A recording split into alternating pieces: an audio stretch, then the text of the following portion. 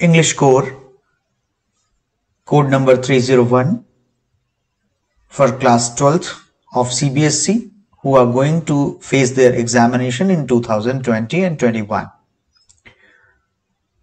आज हम इस वीडियो में बात करेंगे सिलेबस क्या है 2020-21 के लिए, डिलीटेड पोर्शन क्या है, प्रेस्क्राइब्ड बुक्स कौन सी हैं, कितने % सिलेबस को घटाया गया है, what will be the examination pattern, rationalised curriculum की बात करेंगे, whether there shall be any internal choices और not, and what will be the blueprint of the question paper. And blueprint of the question paper shall be discussed in full detail because that is very much important. If we talk of books prescribed for 2020-21 session for class 12th of CBSE, there are only 2 books. 2 किताबें हैं यहाँ पर, and both the books are very interesting. The texts are very interactive, very catchy texts are there. So the first one is Flamingo and second one is Vistas.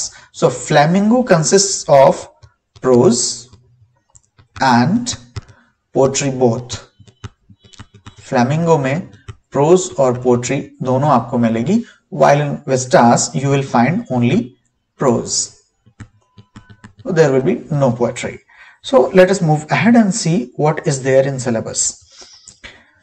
Course has been divided into 3 sections, the whole curriculum, the whole syllabus of class 12th, right? So presently this is under 10+2 system, right? So for 2020 and 21, this curriculum has been divided into 3 sections, that is reading comprehension, writing comprehension, the first one, the second one, and the third one is literature, which comprises of 2 books. The first one Flamingo and the second one is Vistas. Now let us discuss about rationalized curriculum. What has been deleted and what still is there in syllabus. So if we take reading comprehension at the first, what has been deleted? A difficult portion which was really always being difficult for students, the examinees, note making and summarisation, इसको delete कर दिया गया है. Note making and summarisation has been deleted from curriculum and still remaining are unseen passages and case based factual passages. ये हैं और ये बहुत आसान होते हैं. ये पैसेजेस तो ऐसे मान लीजिए कि नकल करने के लिए दिए होते हैं. You can find out the answers from the passages itself, right? Then coming to writing comprehension, दूसरे नंबर पर राइटिंग कॉम्प्रिहेंशन ले लेते हैं. Deleted poster making, poster making has been deleted. Business और official letters has also been deleted. Business और official letter को भी delete कर दिया गया है, हटा दिया गया है. And speech writing, debate writing has been also removed from the curriculum of 301, that is English core for class 12th of CBSE. CBSE की क्लास 12th, लेकिन ध्यान रखिए ये सिर्फ 2020 और 21 के लिए है, राइट? सो इन सिलेबस क्या है? Notices are there, advertisements are there, formal and informal invitations and replies. ठीक है, ये यहां पर है. लेटर राइटिंग है और कौन सी है? बिजनेस लेटर्स को छोड़ करके, बिजनेस लेटर्स या ऑफिशियल लेटर्स को छोड़ करके बाकी के लेटर्स आ सकते हैं. Article and report writing. So 5 points are there and 3 have been deleted. Flamingo की बात करते हैं, टेक्स्ट की बात करते हैं. लिटरेचर का मेन टेक्स्ट है ये फ्लेमिंगो और इसकी बात करते हैं. अगर हम प्रोज की बात करें, so we have last lesson, we have lost the last lesson, and we have the lost spring, deep water, the red trap, indigo. prose में 5 lessons आपके पास हैं. you have 5 lessons in prose. and how many have been deleted? 3 have been deleted. 3 वहां से हटा दिए गए हैं. and actually देखें तो ये 4 के बराबर हो जाते हैं because the interview has 2 parts, part 1 and part 2. poets and pancakes has been removed. The interview, both the parts has been removed, and going places has been removed. So we have 5 lessons in prose in syllabus, and in poetry we have again 5. Which ones? My mother at 66, an elementary classroom in a slum, keeping quiet, a thing of beauty, and Aunt Jennifer's tigers. ये 5 कविताएं, 5 poems ये syllabus में है, और एक remove करी गई है, and that is a road side stand. इसको रिमूव कर दिया गया है, इसको डिलीट कर दिया गया फ्लैमिंगो से. तो अच्छा खासा सिलेबस कम हो गया है. विस्टास की बात करते हैं. The supplementary text, it is also literature text. ये भी लिटरेचर टेक्स्ट है, राइट? लिटरेचर पूरा ही लिख देता हूं, literature text.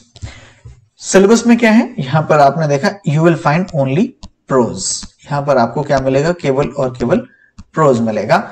So the third level, the enemy should wizard hit mommy on the face of it, and Evans tries an O level.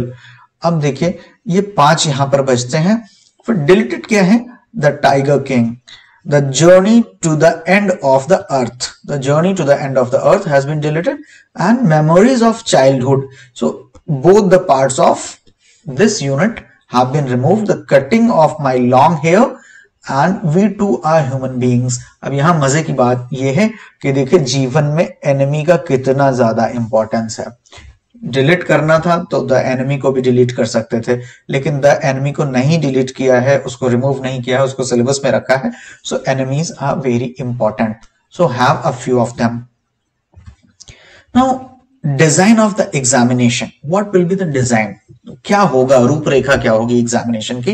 तो देखते हैं कि कितने सेक्शंस में डिवाइड किया गया है, कौन कौन सी कॉम्पिटेंसीज को जज किया जाएगा, मार्क्स कितने अलॉट किए गए हैं, और वो क्वेश्चन पेपर में कितना वेटेज रखते हैं. So when we talk of sections, यहां पर सेक्शंस दिए हुए हैं, यहां पर कॉम्पिटेंसीज दी हुई हैं, यहां पर मार्क्स दिए गए हैं अलॉटेड, और ये उनका परसेंटेज वेटेज है. So first one is reading comprehension. Reading comprehension में क्या क्या जज करेंगे?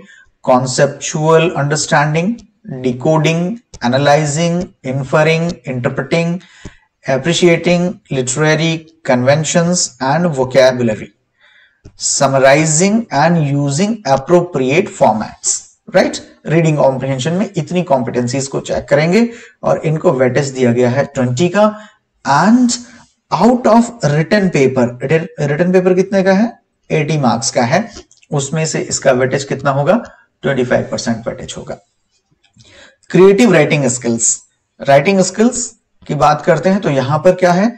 Again conceptual understanding, application of rules, analysis, reasoning, appropriacy of a style and tone, using appropriate format and fluency, inference, analysis, evaluation and creativity.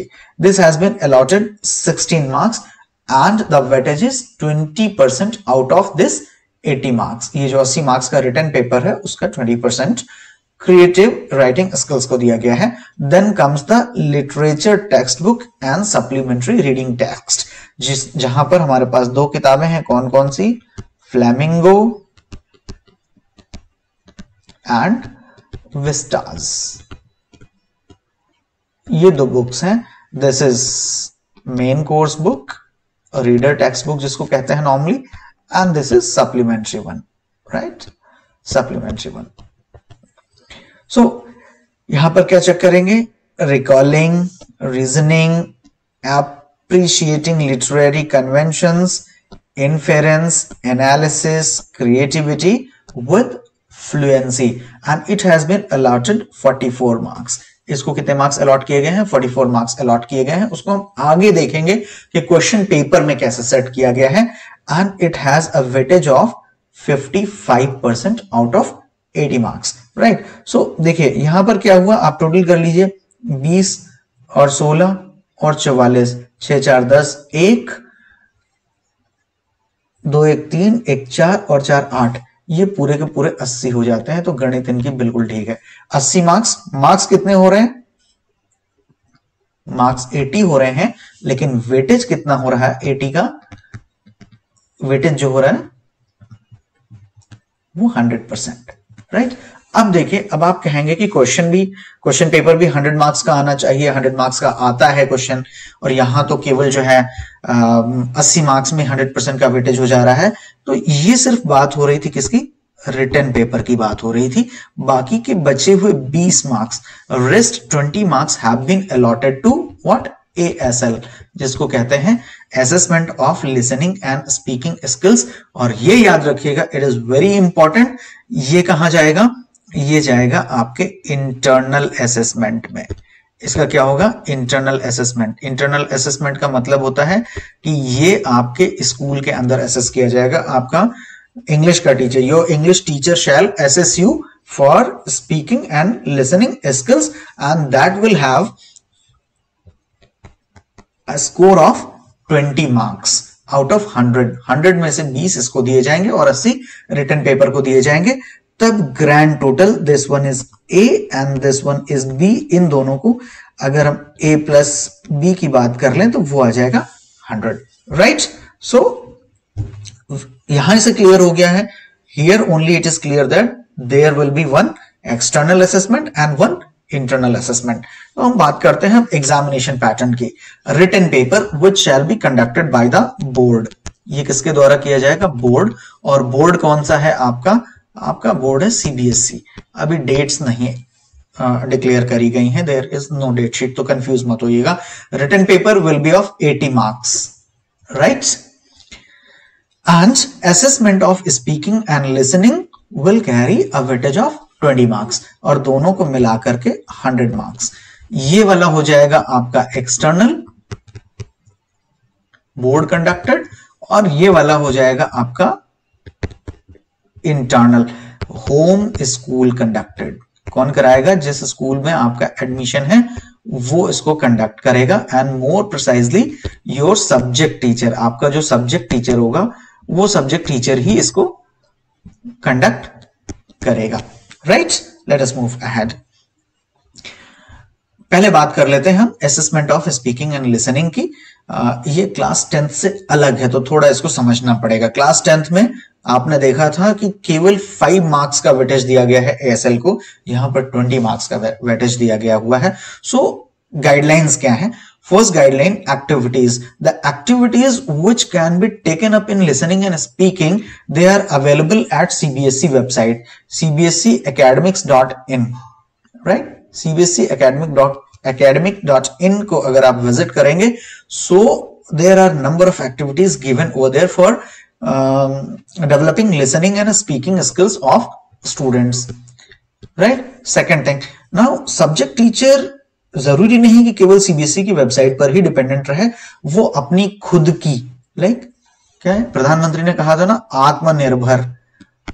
आत्मनिर्भर, तो subject teacher भी आत्मनिर्भर बन सकता है, और आत्मनिर्भर बन करके वो क्या कर सकता है? वो अपनी खुद की एक्टिविटीज डिजाइन कर सकता है, right? And he can also refer to the books prescribed in the syllabus.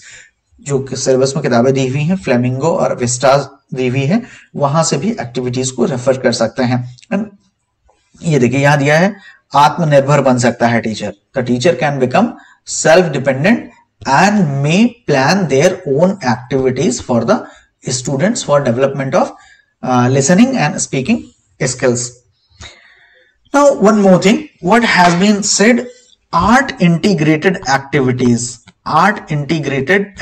and art integrated learning can be also associated with assessment of speaking and listening. And again I say there is one more thing which is known as एक भारत और श्रेष्ठ भारत। एक भारत श्रेष्ठ Bharat. The circular, the details, everything is available on CBSE website, NCERT website. The activities and partnering states given over there can also be associated for developing the activities for assessment of speaking and listening. अब देखिए parameters of assessment क्या है। Speaking और listening जिसमें 20 marks में assessment करना है, उसके पैरामीटर्स क्या है? पहला पैरामीटर है interactive competency of the student, यानी वो कैसे इंटरैक्ट करता है, ग्रुप में कैसे इंटरैक्ट करता है। कैसे किसी टॉक को या डिस्कोर्स को इनिशिएट करता है, क्या वो अपना टर्न ले सकता है या नहीं ले सकता है, and relevance to the topic. ऐसा तो नहीं कि जो टॉपिक दिया गया है उस टॉपिक से बाहर चला जाता है।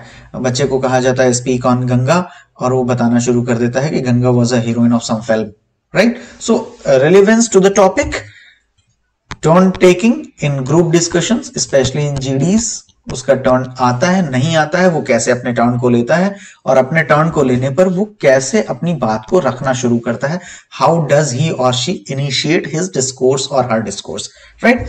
देन फ्लुएंसी, फ्लुएंसी में चेक करेंगे क्या, cohesion, coherence and speed of delivery, that means ROS, rate of speech को चेक करते हैं, whether rate of speech is too slow और टू फास्ट और it is okay, and whether the student or the examinee is putting the ideas in synchronization, यानी कि एक जो chronology होती है, whether the ideas are flowing in chronological order or not, ठीक है, ये चीजें फ्लुएंसी में चेक करी जाएंगी। Then pronunciation, pronunciation very important, बच्चे का उच्चारण कैसा है, स्टूडेंट उच्चारण कैसे कर रहा है, सही कर रहा है, गलत कर रहा है, उसके फोनिक्स ठीक है या नहीं ठीक है, this will be one of the parameters to be checked. And language, language for what? Accuracy and vocabulary. Again vocabulary, you see vocabulary is coming everywhere, here and there, now and then, so it is very important. And what is accuracy of the vocabulary? That is using correct words, using correct words for expression, correct words for expression, expression के लिए सही शब्दों के इस्तेमाल को क्या कहते हैं, एक्यूरेसी कहते हैं। ऐसा तो नहीं कि सर्कमलोक्यूशन हो रहा है, कहनी छोटी सी बात है बड़ा लंबा चौड़ा घुमा करके कह रहा है, या टॉपिक फीलिंग्स जो एक्सप्रेस करनी है उनको नहीं कर पा रहा है। So using correct words for expression and correct vocabulary, and also grammar कहीं लिखी नहीं है, but the sentences framed must be grammatically correct, ये भी चेक किया जाएगा। नाउ शेड्यूल, शेड्यूल क्या हो गया एसएल का, तो पहली चीज तो प्रैक्टिस की बात करते हैं कि इसकी रेगुलर प्रैक्टिस होनी चाहिए, पूरे साल भर प्रैक्टिस होती रहनी चाहिए, राइट। कैसे, साल भर प्रैक्टिस होते रहनी चाहिए, पूरे सेशन प्रैक्टिस होते रहनी चाहिए, राइट। बट यू नो कहना आसान है, बट ड्यूरिंग कोविड-19 सारी चीजें मुश्किल हो गई हैं, everything is difficult, everything is going, has been going on online. आप सब जानते हैं कि सब कुछ ऑनलाइन चल रहा था, और ऑनलाइन में क्या हो रहा है, कहीं गैजेट्स नहीं है, कहीं नेटवर्क्स नहीं है। मेट्रो सिटीज की बात करें तो अच्छी बात है, उनके पास सब कुछ है, but when we talk of suburban cities, suburban schools, RTE children, so they are not having those gadgets, they are lacking in internet connectivity, तो बहुत सारी दिक्कतें हैं। तो साल भर प्रैक्टिस कराना रियली टफ था, ये सभी सच इसको जानते हैं, बट आइडियल कंडीशन यही कहती है कि लिसनिंग और स्पीकिंग स्किल्स की प्रैक्टिस लगातार होनी चाहिए, whether you are at a school और एट योर होम और एट योर रिलेटिव्स और एट योर फ्रेंड्स और एट टेम्पल और मास्क और गिरजाघर और गुरुद्वारा, कहीं पर भी हो आप अंग्रेजी में बात करते रहिए और प्रैक्टिस करते रहिए। Now, the final assessment of the skill is to be done as per the convenience and schedule of the school. अब जैसे रिटन पेपर जो होता है, WP जो होता है, रिटन पेपर होता है, उसकी डेट्स कौन देता है, CBSE देता है, राइट, बोर्ड देता है। लेकिन ASL की जब हम बात करते हैं तो ASL की डेट्स जो है वो CBSE नहीं देता है, वो फ्री करता है हमें, कहता है कि you as per the suitability of the school can decide whatever date, लेकिन होना क्या चाहिए, this date should be before the commencement of the practical examinations. ये एक चीज ध्यान में रखने की है कि जब प्रैक्टिकल एग्जामिनेशन शुरू होते हैं उसके पहले की किसी डेट में ASL का शेड्यूल कर लेना चाहिए। तो ये नोट करने की बात है कि before the schedule of practical examinations, practical जो एग्जाम्स हैं उनके पहले करा लेना चाहिए, बाकी अपनी सुटेबिलिटी पर डेट को डिसाइड किया जा सकता है। Then very importantly the record keeping, इसके रिकॉर्ड्स कैसे मेंटेन करने हैं। CBSE कहता है the records of activities done and marks given, दो चीजें हैं, एक तो जो एक्टिविटी करी है वो, दूसरी जो मार्क्स अलॉट किए गए हैं इनके रिकॉर्ड को कम से कम 3 महीने, कब तक, डिक्लेरेशन ऑफ रिजल्ट के 3 महीने बाद तक सुरक्षित रखना है स्कूल में for any random checking bye the board. Board result declaration के 3 महीने बाद तक कभी भी आपके डॉक्यूमेंट्स को, रिकॉर्ड्स को चेक कर सकता है, मंगवा सकता है। या ऐसा हो सकता है कि there might be some student who is not satisfied by the marks of ASL में उसको जो मार्क्स अवार्ड किए गए हैं उसके द्वारा वो सेटिस्फाइड नहीं, सो ही और she can raise a claim. वो एक क्लेम को रेज कर देता है बोर्ड के सामने कि भाई हमारा वेरिफिकेशन किया जाए। So at that moment what is required, you must have all the records with you to prove your marks। जो भी मार्क्स आपने दिए हैं उन मार्क्स को प्रूव करने के लिए होना चाहिए। So after the result declaration at least up to 3 months, उसके बाद भी संभाल के रख सकते हैं, अच्छी बात है, लेकिन 3 महीने तक कम से कम रखना ही होगा स्कूल के अंदर। एंड CBSE अलाउज दैट किसी भी स्पीकिंग स्किल की रिकॉर्डिंग को बोर्ड को भेजने की जरूरत नहीं है, यानी you have to send to board nothing, आपको बोर्ड को कुछ भी नहीं भेजना पड़ेगा। ये पार्ट तो स्कूल के लिए है और बच्चे भी इसको जान लें तो अच्छा है। Now, this was all about assessment of speaking and listening। किसी को अगर कोई समस्या आती है तो वीडियो के नीचे कमेंट्स में आप उसको लिख सकते हैं and I will answer that। I will share my phone number too, you can use that as well for contacting me on WhatsApp। Now, written paper कैसा होगा? Written paper will be carrying 13 questions। कितने questions होंगे written paper में? 13 questions. अगर आप ध्यान दें तो क्लास 10th में भी 13 क्वेश्चंस ही थे, right? This question paper will B divided into 2 parts. Part A which shall be totally objective, जिसको हम कहते हैं MCQs, मल्टीपल चॉइस क्वेश्चन। यहां तो मैं अभी बात करूंगा ना तो आपको समझ में आएगा, ये पूरा का पूरा नकल का इंतजाम किया गया है यहाँ पर, total. I mean take it in a very positive note, take it in a very positive note. मतलब यह है कि CBSE ने इस बार, या यूं कह लीजिए नॉट CBSE बट कोविड-19 ने आपको पास कराने की गारंटी ले रखी हुई है। पास होना इतना आसान कभी नहीं था और स्कोर करना भी इतना आसान कभी नहीं था। पास तो इस बार होना ही होना है सबको, कोई जानबूझ करके भी चाहेगा तो मुझे लगता है फेल नहीं हो पाएगा। स्कोर करना बहुत आसान हो गया, आप लोग स्कोरिंग के लिए चाहिए, right? So the first part will be totally objective, MCQs shall be there and weightage will be 40 marks, यानी 40 out of 80, यानी आपका 50% जो है वो ऑब्जेक्टिव हो गया। पास होने के लिए आपको क्या है, 33% की जरूरत होती है, राइट?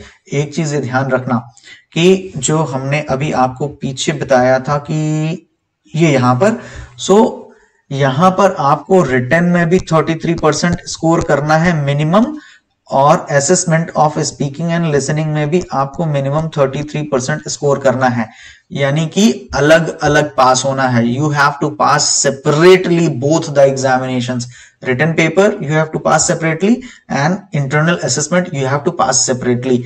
दोनों में अलग अलग मिनिमम 30% लाने हैं। I think it will be very clear now. Coming to objective, part A will be totally objective 40 marks and part B will be totally subjective। यहां पर आपको लिखना होगा, this will be written, यानी यहां पर आपकी राइटिंग स्किल्स वाकई में टेस्ट होंगी, बाकी तो टेस्ट होनी ही है। and this has been also allotted 40 marks and it is also out of 80 which amounts to 50% of the weightage of written paper, right? This is conducted by board। question papers shall be supplied by the board। you will be allotted some examination center, आपको allot किया जाएगा। और मजे की बात यह है कि देखिए सारे के सारे क्वेश्चंस में आपको इंटरनल चॉइस दी गई है, राइट? ये कुछ वैसा हो गया है जैसे हर एक ओवर में बल्लेबाज को फ्री हिट मिल जाए। आई मीन उसको हिट करना है, आउट ही नहीं होगा, वो छक्का मारने की कोशिश करते सीधे सीधे पूरी ताकत लगा करके। So every question has been given internal choices, आपके ऊपर बमबारी कर दी गई इंटरनल चॉइसेस की, पास कैसे नहीं होगे भैया, होना ही पड़ेगा। Now let us discuss about the part A of written paper which is objective. It will be having 2 components, reading skills which will amount for 20 marks reading skills होंगी 20 मार्क्स में आपको जज किया जाएगा, and literature text book and supplementary reading which shall be again having weightage of 20 marks. दो components, दोनों 20-20 marks के। और कौन से क्वेश्चंस होंगे? From question number 1 to 5। आपके क्वेश्चन पेपर का क्वेश्चन नंबर 1 से लेकर के 5 तक रिटन पेपर पार्ट ए होगा, right. Let's move ahead. So question number 1 and 2 क्या होंगे? यहां पर आपके पास दिए होंगे 11 क्वेश्चंस, ठीक है। 11 में से करने कितने होंगे? 10, और 10 के 10 होंगे कितने मार्क्स के? 1 मार्क के। तो आप स्कोर कर सकते हैं यहां 10। क्या होंगे ये? मल्टीपल चॉइस क्वेश्चंस, यानी वहां पर आपको 4 चॉइसेस दी होंगी, 4 में से आपको 1 को सेलेक्ट करना होगा, ठीक है। किस पर बेस्ड होंगे? बेस्ड ऑन अनसीन पैसेज, यानी पैसेज भी आपके सामने रखा होगा जिसमें से आंसर निकालने होंगे आपको। यहां पर चेक करेंगे, they will check your comprehension, interpretation and inference, vocabulary, right. Inference of meaning will also be assessed, ठीक। यानी if you are good at vocabulary, grammar and comprehension, you shall be able to score 10 out of 10, राइट। 10 के 10 तो यहीं score कर सकते हो। Coming to second question, now again you shall be given 11 questions and out of which you have to answer only 10, ठीक है। एक छोड़ सकते हो, 11 के 11 नहीं करते ना, ठीक। उससे कोई फायदा नहीं होगा। अगर आप 11 के 11 भी कर देते हो तो कोई फायदा नहीं होने वाला है, आपका टाइम ही वेस्ट होगा। So this will be a case based factual passage. ये केस बेस्ड फैक्चुअल पैसेज होगा, और इससे भी आपको दिए जाएंगे क्या?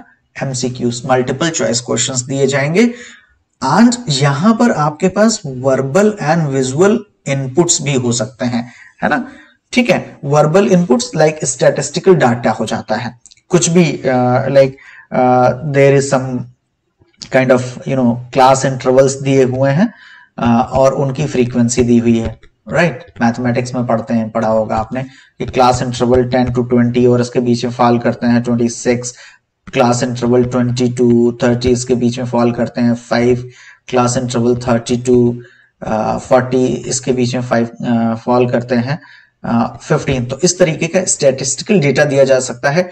चार्ट्स दिए हुए हो सकते हैं कि आपको कुछ चार्ट्स बना करके दिए गए हो, उसमें कुछ डेटा दिया हुआ हो।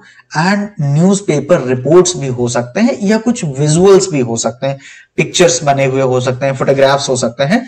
और वहां पर आपको क्या करना है? वहां से आपको दिए होंगे 11 क्वेश्चंस, 11 में से करने होंगे आपको 10, और के 10 होंगे 1 नंबर के, और 1 नंबर अगर आप सब में स्कोर कर लेते हैं तो यू कैन स्कोर 10, यानी 2 ही क्वेश्चन जो शुरू के हैं उनमें से आप 20 स्कोर कर सकते हैं। So this is the benefit of objective questions. Let's move ahead. Let us see question number 3, 4 and 5. These questions shall be based from literature textbooks. तो बात करते हैं क्वेश्चन नंबर 3 की बात करते हैं। यहां क्या होगा? आपको 2 प्रोज एक्सट्रैक्ट्स दिए हुए होंगे, राइट। आपको क्या अटेम्प्ट करना है? Multiple choice questions based on 2 prose extracts. और ये प्रोज एक्सट्रैक्ट्स कहां से होंगे? लिटरेचर टेक्स्ट बुक यानी फ्लेमिंगो और विस्टास से होंगे। And you know again there is a good choice, you will have 3 extracts. आपको दिए जाएंगे 3 extracts and you will have to attempt any 2 of them. उनमें से 2 आपको अटेम्प्ट करने होंगे। And what will happen? You will have 8 questions, 8 questions होंगे of 1 mark each, and that will amount up to 8 marks, यानी 8 into 1 is equal to 8। अब देख लीजिए, आपके सामने एक्सट्रैक्ट दिया हुआ है। एक्सट्रैक्ट को आपको सिर्फ कितना करना है? You have to assess, comprehend and appreciate, क्योंकि आपका असेसमेंट, कॉम्प्रिहेंशन और एप्रिशिएशन ही चेक किया जाएगा। Just you can find out the answers from given extract. जो एक्सट्रैक्ट दिया है यार, उसमें सीधे उसको समझ लो और उससे आंसर्स निकाल लो। इसको मैं कह रहा था कि आपको पूरी नकल की व्यवस्था दी गई है। इसको आप पॉजिटिव नोट में लीजिए और अपने टेक्स्ट को अच्छे से तैयार कर लीजिए। आप ये 8 के 8 मार्क्स यहां से निकाल सकते हैं, right. Again coming to question number 4, यहां पर क्या होगा? आपको दिए होंगे 2 एक्सट्रैक्ट्स, ठीक। करना होगा कितना? You will have to do 1 and this extract will be based from Flamingo. ये कहां से आएगा? ये फ्लेमिंगो से आएगा और लिया जाएगा उसमें क्या? पोएट्री, उसमें क्या लिया जाएगा, आप देखिए यहां पर क्या लिया गया था, क्वेश्चन नंबर 3 में प्रोज लिया गया था, राइट, एंड क्वेश्चन नंबर 4 में क्या लिया जाएगा, पोएट्री एक्सट्रैक्ट लिया जाएगा, वो फ्लेमिंगो से होगा। फ्लेमिंगो से इसलिए होगा क्योंकि विस्टास में पोएट्री है ही नहीं। Okay, right, again here you will see, आपको कॉम्प्रिहेंड कर लेना है, एनालाइज कर लेना है एंड इन्फर कर लेना है। अगर आप ये कर लेते हैं तो again you will be having 4 questions of 1 mark and you can score 4 marks over here. You are given with the poetry extract, केवल समझना है, उसके भाव को इन्फर कर लेना है, एनालाइज कर लेना है और आंसर वहीं से छांट करके लिख देने हैं। Now coming to question number 5, ये सारे के सारे ऑब्जेक्टिव क्वेश्चन ही चल रहे हैं, यानी आपको मल्टीपल चॉइस क्वेश्चंस हैं, अपने आप करना भी नहीं, आपको आंसर्स भी दिए हुए होंगे और आपको केवल करेक्ट आंसर उसमें से सेलेक्ट करना है, राइट। अब बताइए कितनी बड़ी हेल्प हो गई है। 4 आंसर्स दिए हुए हैं, 4 में से 3 गलत होंगे और 1 सही होगा, आपको उसको सेलेक्ट करना है। कितना आसान कर दिया है। Now here question number 5, so text based questions to assess comprehension, analysis, inference and interpretation from the books Flamingo and Vistas। यहां पर आपको 10 क्वेश्चंस दिए होंगे, 10 questions shall be given over there, out of which you have to attempt only 8 questions। ठीक है, 10 में से 8 attempt करने हैं and they shall be of 1 mark each। 1 number के होंगे, out of 8 you can score 8। तो देख लीजिए यहां से भी आप 8, 4, 12 और 20 नंबर यहां से निकाल सकते हैं, 20 नंबर पीछे से निकाल सकते हैं, जो आपका ये वाला था रीडिंग स्किल्स में से 20 नंबर निकाल सकते हैं और 20 नंबर आप निकाल सकते हैं यहां से, दोनों में मिलाकर के 40 हो जाते हैं, तो इतने में ही पास हो जाएंगे। और उसके बाद आ जाती है बारी स्कोरिंग की, हाई स्कोरिंग की बारी आ जाती है। देखिए now written paper part B, this will again be of 40 marks and it will be from question number 6 to 13। ये क्वेश्चन नंबर 6 से लेकर के 13 तक है। यहां पर राइटिंग स्किल्स जिसको अलॉट किया गया है 16 मार्क्स एंड लिटरेचर टेक्स्ट को अलॉट किए गए हैं 24 मार्क्स, राइट। बहुत आसान है स्कोर करना, हम आगे देखते हैं, भी बहुत ही आसान है। क्वेश्चन नंबर 6, आपके क्वेश्चन पेपर का क्वेश्चन नंबर 6 जो होगा, शॉर्ट राइटिंग टास्क। इसको लिखना है आपको ओनली अप टू 50 वर्ड्स, और जब 50 वर्ड्स की बात करी जाए तो यानी 45 टू 50 वर्ड्स में आप इसको लिख दें। ऐसा ना हो कि आप कहें कि अप टू 50 वर्ड्स बोला गया तो मैंने 15 में खत्म कर दिया, ऐसा कुछ नहीं करना है ना। So you shall be given 2 questions, आपको 2 क्वेश्चंस दिए होंगे और उसमें से एक करना होगा, either it will be a notice और एडवर्टीजमेंट। क्या लिखना होगा, कोई नोटिस लिखना होगा या एडवर्टीजमेंट लिखना होगा, 50 वर्ड्स में लिखना होगा। और यहां पर देख लीजिए मार्किंग स्कीम दी हुई है, अगर आपने फॉर्मेट भी सही कर दिया तो 1 नंबर, कंटेंट सही है तो 1 मार्क एंड एक्सप्रेशन यानी वर्ड्स अच्छे यूज किए हैं तो 1 marks. So scoring 3 marks is really easy over here, आप कर सकते हैं इसको, राइट। क्वेश्चन नंबर 7 की बात करें, again it is a short writing task and it will be a formal or informal invitation and reply, and this is also to be written in 50 words। यहाँ पर 2 क्वेश्चंस होंगे और उनमें से आपको एक ही करना होगा, right. So write up to 45 to 50 words में इसको लिख दीजिए। 55 वर्ड्स भी हो जाएंगे तो भी कोई दिक्कत नहीं है, पर उससे ज्यादा नहीं होने चाहिए। Again format of 1 mark, content of 1 mark, expression of 1 mark. So scoring 3 marks is again very much easy over here. Then question number 8 will be letter based. किस पर बेस्ड होगा लेटर? वर्बल या विजुअल इनपुट्स आपको दिए होंगे, right, and it has to be written in 120 to 150 words. ये 5 marks का होगा, इसलिए इसकी वर्ड लिमिट बढ़ा दी गई है। Whenever you are answering any question, please keep word limit in your mind। Word limit को पार नहीं करना, वर्ड लिमिट के आसपास ही रहना है। Now what may happen, यहां पर हो सकता है आपको जॉब लेटर लिखना हो, दैट मीन्स रेज्यूमे लिखना हो या सीवी बनाना हो। लेटर्स टू द एडिटर दिया जा सकता है, जिसमें you might be giving suggestions और opinion on any issue of public interest, और एनी विजुअल इनपुट आपको दिया होगा, वहां पर वर्बल इनपुट दिया होगा, उस पर आपको एक लेटर बना करके लिखना होगा। सो 2 questions would be given over दो सवाल दिए होंगे, दो में से एक ही करना। देखिए हर जगह चॉइस आपको क्या मिल रहा है, आईसी मिल रहा है, इंटरनल चॉइस हर जगह आपको मिलता चला जा रहा है। आज formats 1 number, content 2 marks and expression 2 marks. Marking scheme बहुत अच्छी है, you can score 5 out of 5, right. Question number 9, this is article और report writing, article and report writing, and this is to be written in 120 to 150 words, again of 5 marks। ये 5 number का होगा। 2 questions would be given, you have to attempt only 1 out of 2 करना है। और ये क्या होगा, this would be descriptive and analytical in nature based on verbal inputs। ठीक है, आपको क्वेश्चन पेपर में वर्बल इनपुट्स दिए होंगे, वहां पर कोई सर्कमस्टेंसेस क्रिएट करके दी गई होंगी वर्बल इनपुट्स के द्वारा, उस पर आपको कोई आर्टिकल लिखना होगा अपने इमेजिनेशन पर, अपनी सोच के आधार पर, या अपनी एक रिपोर्ट लिखनी होगी। That will be of 5 marks. And format का 1 नंबर, कंटेंट का 2 नंबर, एक्सप्रेशन का 2 नंबर। अगर आप स्कोर करना चाहते हैं तो कर सकते हैं पूरे 5 number score, right. Now question number 10 to 13, These will be based on literature। पीछे आप देखिए, ये हमने यहां पर ऑलरेडी मार्क कर दिया है कि क्वेश्चन नंबर 6 to 9 16 मार्क्स के होंगे।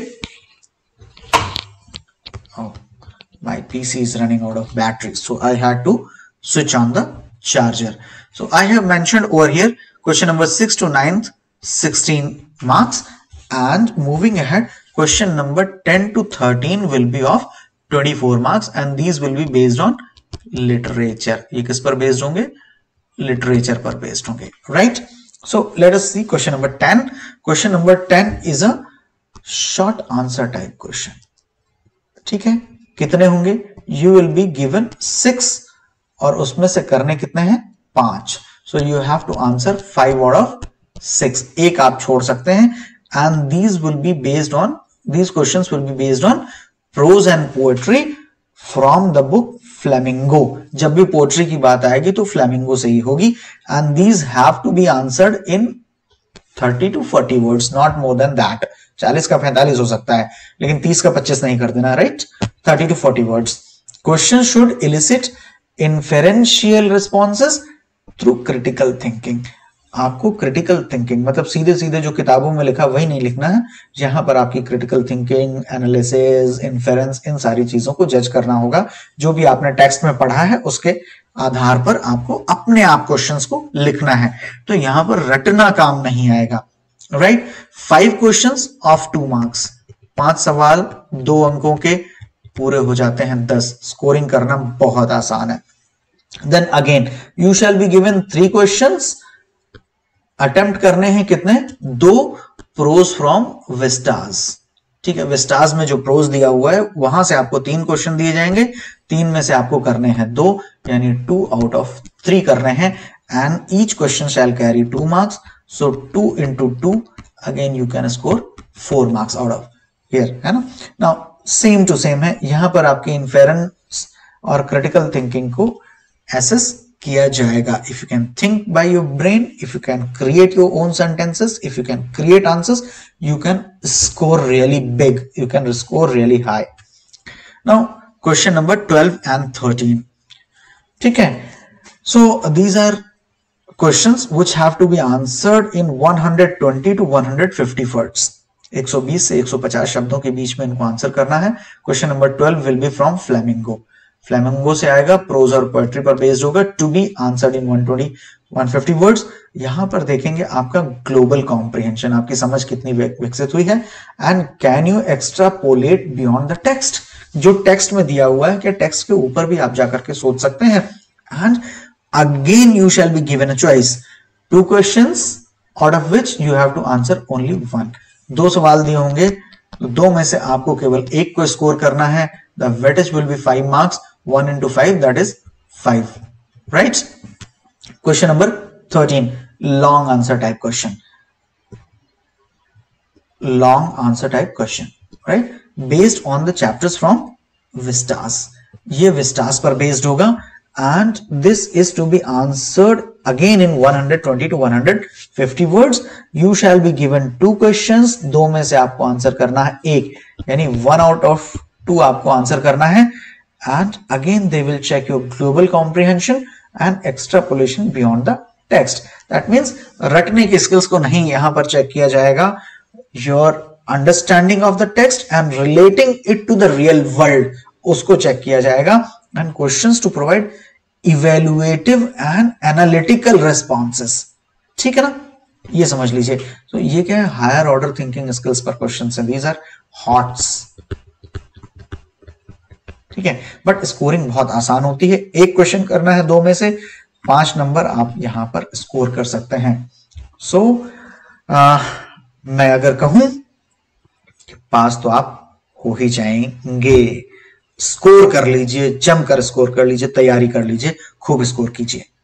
So this was about the rationalized curriculum of class 12th English core 301 for session 2020-21 very strictly as the board says. ये सारे नियम कायदे कानून आपको पता चल गए हैं.